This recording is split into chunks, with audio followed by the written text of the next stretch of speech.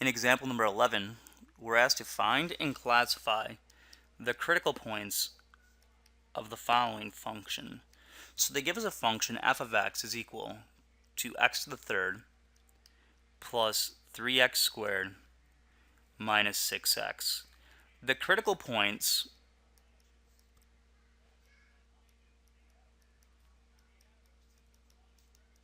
are observed when f prime is equal to 0. So the x values that make the derivative 0. So let's go ahead and find the derivative. So f prime of x is equal to 3x squared plus 6x minus 6. Now our question is, when is that equal to 0?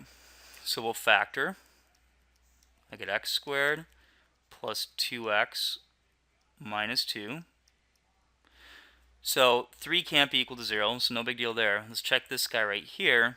Now, as far as solving this using factoring, it's not as nice, so I'm going to use the quadratic. So using the quadratic,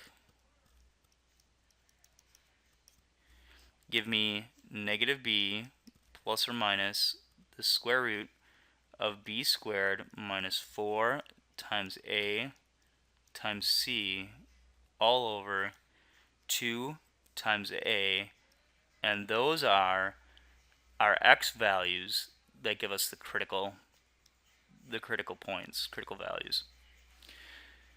So we go ahead and continue to solve. So this will give me negative 2 plus or minus the square root of 12 over 2,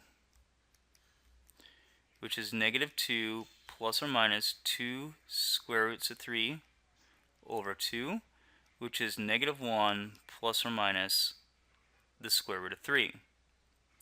Now we know the square root of 3 is between the numbers 1 and 2. So if I draw a number line out, here's negative 1 minus the square root of 3. Here's negative 1 plus the square root of 3. These are the x values of the critical points. Okay. Now we can go ahead and we can figure out what the y values are by taking these guys and plugging them back into the original function, but we don't need to. They're not really asking for that. They just really want to know, are the points, minimums or maximums, or are they neither? Okay. So let's work through this. This guy right here, negative 1 minus the square root of 3, we know that this guy is between 1 and 2. So if we take a negative number between 1 and 2, we get a negative number between 2 and 3. So we know this is negative 2 point something. So what we're going to test, let's use negative 3, and let's use something like negative 1. Now this guy over here is negative 1 plus a number between 2 and 3. So take a number between 2 and 3 and subtract 1 is essentially what's going on there.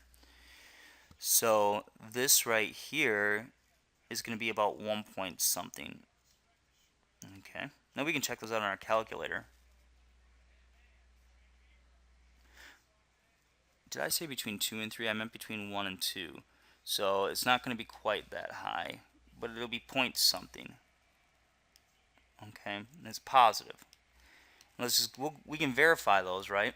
We can check these out. Negative 1 minus the square root of 3 is negative 2 point something, and then negative 1 plus the square root of 3 is point something. Okay, so we're right. So we could check 0 and we could check the number 1. So what I'm looking for is, what is the derivative in those areas? Is it positive or is it negative? Is this guy positive or is it negative? Well, if we plug in negative 3 here, we get 9 minus 6, which is 3 minus 2. So this guy is positive. So f prime at negative 3 is positive. Now f prime at negative 1, that's going to be 1 minus 2 minus 2. Again, that's clearly negative. So we have a sign change here. Okay, we're going from positive, from increasing to decreasing, which means that this must be a local max. Okay, now let's look at this guy over here. Come on, Windows Journal. So when we plug in 0, we get a negative out. So f prime at 0 is clearly negative, and f prime at 1 is clearly positive. So we're going from decreasing to increasing, and so this will be a local minimum.